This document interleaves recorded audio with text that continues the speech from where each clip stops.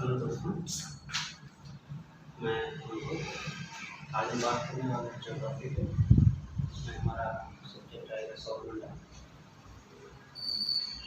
और इसके अंदर हम लोग पढ़ेंगे खगोलीय पिंड क्या होते हैं, तारे क्या होते हैं, ग्रह क्या होते हैं, नक्षत्र क्या है, सप्तऋषि क्या है, सौर मंडल क्या है, अद्भुत ग्रह क्या है, इन सभी के बारे में पढ़ेंगे। जब सूरज अस्त हो जाता है तो हम लोग आसमान में देखते हैं, बहुत से दिखाते हैं, बहुत सी छोटी छोटी चीज़ें चमकती रहती हैं।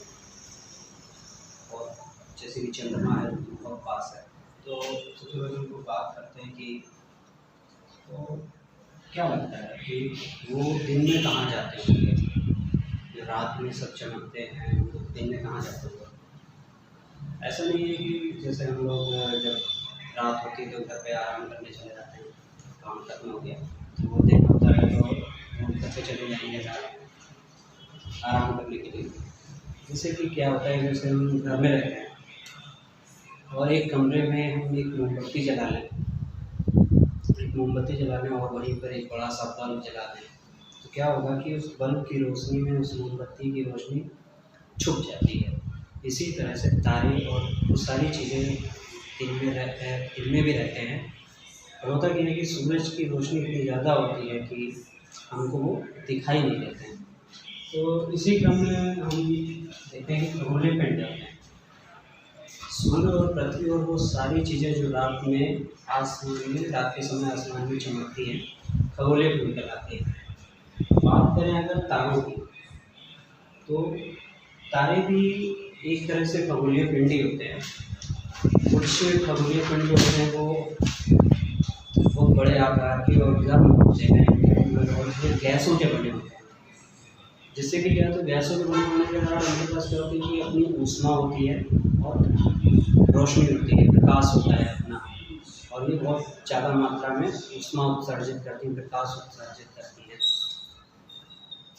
तो इसी तरह जैसे कि सूर्य हो गया, सूर्य भी एक तरह का तारा है जो कि खगोलीय पिंड है और गर्म भी है और प्रकाश भी देता है। उसी तरह से अगर ग्रह देखा जाए, ग्रह होते तो खगोलीय पिंड ही है, पर इनमें फर्क इतना होता है कि इनके पास अपना प्रकाश नहीं होता है, अपनी एनर्जी नहीं होती है, एनर्जी नहीं, अपना प्रकाश नहीं होता है, अपनी ऊष्मा नहीं होती। ये तारों की ऊष्मा पे, प्रकाश पर निर्भर रहते हैं।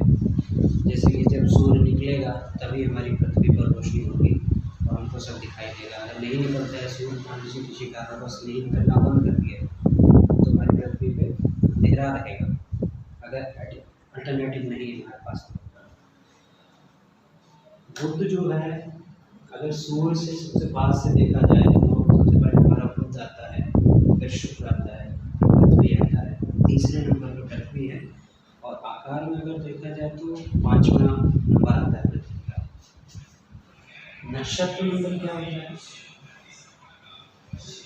ये हम जब आसमान में देखते हैं रात में तो हमको तारों के कई छोटे छोटे अलग अलग आकृति दिखाई देती है, वही आकृति नक्षत्र मंडल कहलाते हैं। ये इनको हम अर्सा मेजर और बिग बेयर भी, या अर्सा मेजर बोल सकते हैं, अर्सा मेजर या बिग बेयर, ये एक तरह का नक्षत्र मंडल ही है। सप्तऋषि, सप्त मतलब 7 और ऋषि मतलब हो गया हमारा संत, ये भी एक प्रकार का नक्षत्र मंडल है। ये 7 तारों का एक समूह रहता है जो कि अर्सा मेजर का एक भाग होता है।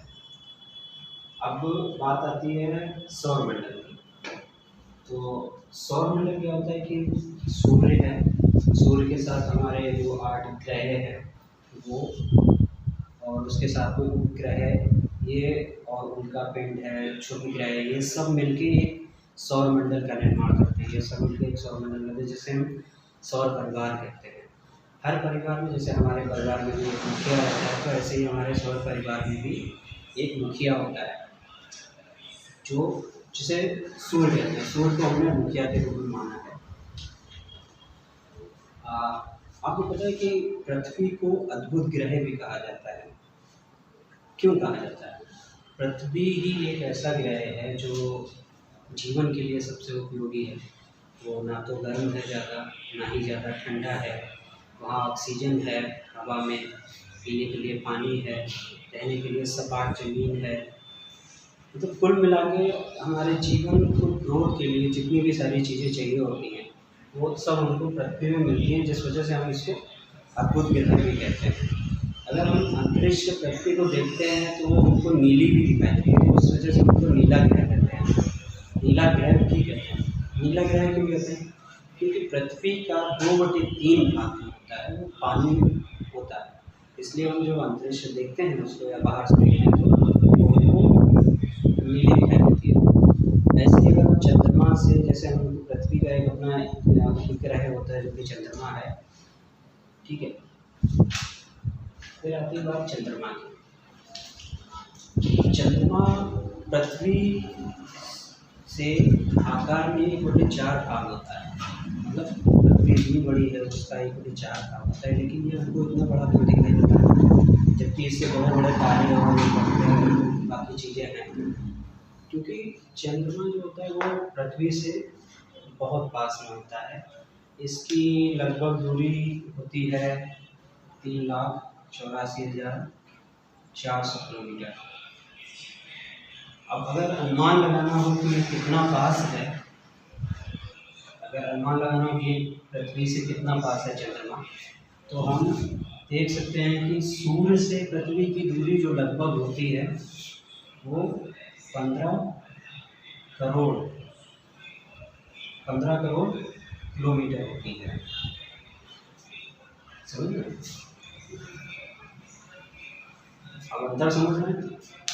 पृथ्वी से सूर्य की दूरी 15 करोड़ किलोमीटर है, 15 करोड़, और पृथ्वी से चंद्रमा की दूरी सिर्फ लगभग 3,84,400 किलोमीटर है। तो इसलिए हमको इतना बड़ा दिखाई देता है। एक चीज़ और, चंद्रमा को कभी हम पूरा नहीं देख सकते हैं, हमेशा चंद्रमा का हमको एक ही भाग दिखाई देता है। वो क्यों होता है? क्योंकि चंद्रमा जो होता है वो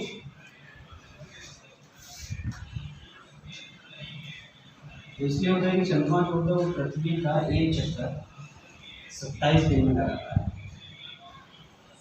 ये हमारी पृथ्वी है और ये चंद्रमा है, ये इसके चारों ओर एक चक्कर जो है वो 27 दिन में लगाता है,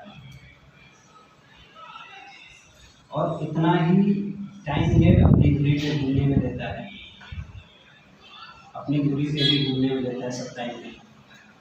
इसी वजह से हमको जब भी दिखता है एक ही फेस हमको चंद्रमा का दिखाई देता है। पृथ्वी से जब भी देखेंगे एक फेस, जैसे मान लीजिए 1 घंटे पहले हमने ये वाला फेस देखा, 1 घंटे बाद अगर हम देखेंगे तो ये घूम के यहाँ पर आ जाएगा, ये वाला फेस बैक साइड में चला जाएगा, और वो वाला जो मान लीजिए चंद्रमा है और हम इसको देख रहे हैं, अगर हम इसको देखते हैं तो जैसे अभी हम ये देख रहे हैं, थोड़ी देर बाद जब ये घूमेगा तो ये पृथ्वी के चक्कर के साथ साथ खुद का भी चक्कर लगाता है। तो नेक्स्ट टाइम जब हम देखेंगे तो वो जो हम देखा था वो बैक साइड में चला गया और फ्रंट साइड में ये आ गया दूसरा।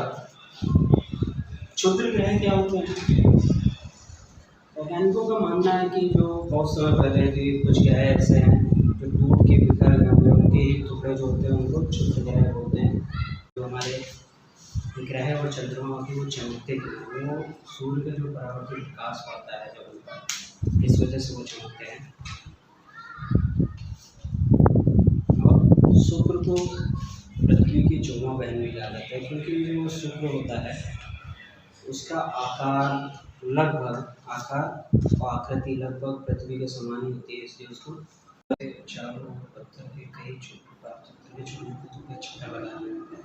यही पत्थरों के छोटे छोटे टुकड़ों का कहते हैं। ये कभी कभी इनकी प्रवृत्ति ऐसी हो जाती है कि ये पृथ्वी की तरफ आने लगते हैं और वायु के घर्षण के कारण ये जल जाते हैं। कभी कभी ऐसा भी होता है कि कुछ उनका पिंड पूरी तरह नहीं जल पाते हैं और ये पृथ्वी की धरातल पर आते हैं, गिरते हैं तो वहाँ गड्ढा बन देते हैं।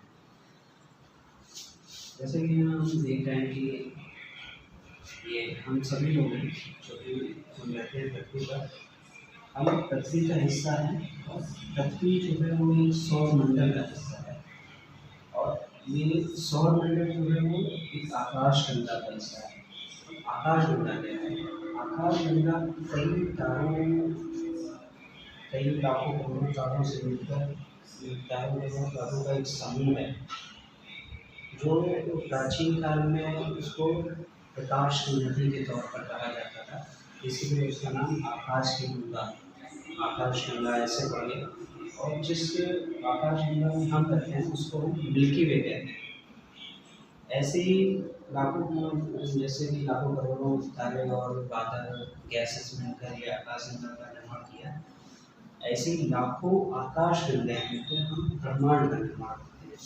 ब्रह्मांड इतना बड़ा है कि उसके बारे में अभी भी नई नई चीज़ें हमें पता चली और पूरी तरह से नहीं जानता, लेकिन फिर भी हम ये तो मानते ही हैं कि हम इसी ब्रह्मांड के सदस्य हैं, वैसे ही ब्रह्मांड का एक हिस्सा है।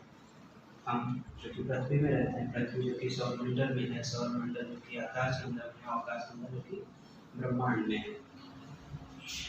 तो ये आज का टॉपिक था कि मैंने कोशिश की कि पूरी तरीके से जितना हो सके मैं समझा सकूँ।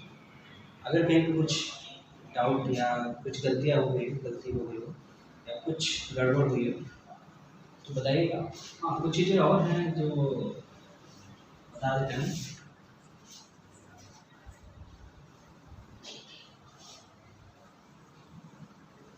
जैसे कि नोट करने वाली, पृथ्वी से सूर्य की दूरी कितनी है, पृथ्वी से चंद्रमा की दूरी कितनी है,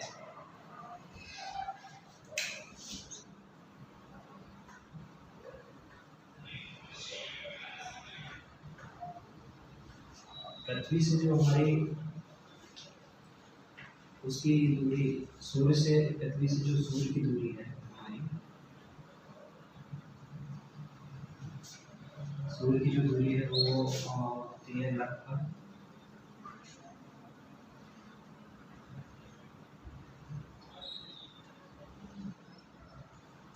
15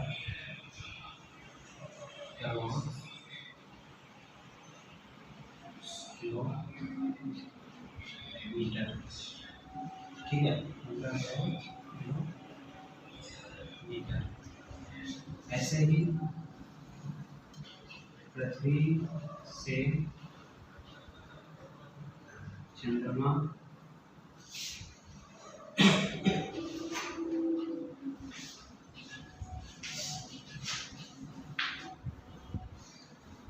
पृथ्वी से जो चंद्रमा की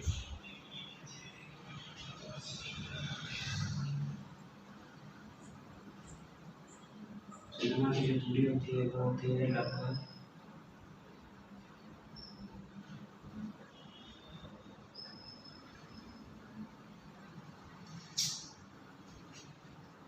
3,84,400 किलोमीटर। अब एक चीज़ और देख लेते हैं, जो प्रकाश की गति, प्रकाश की जो गति होती है वो कुछ 3 लाख किलोमीटर होती है। 3 लाख किलोमीटर पर सेकंड। उसके बावजूद भी इसको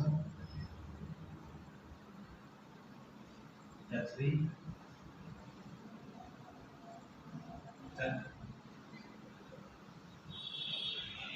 तक आने में जो समय लगता है वो कुछ 8 मिनट का लगता है।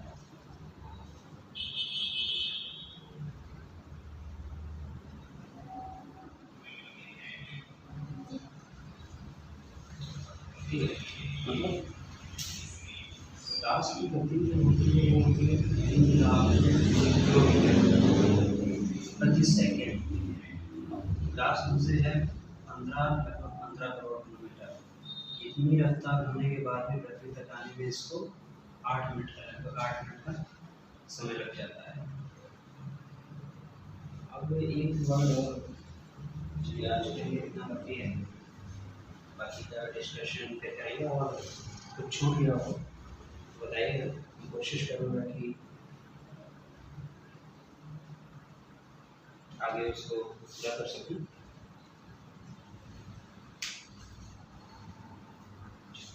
धन्यवाद।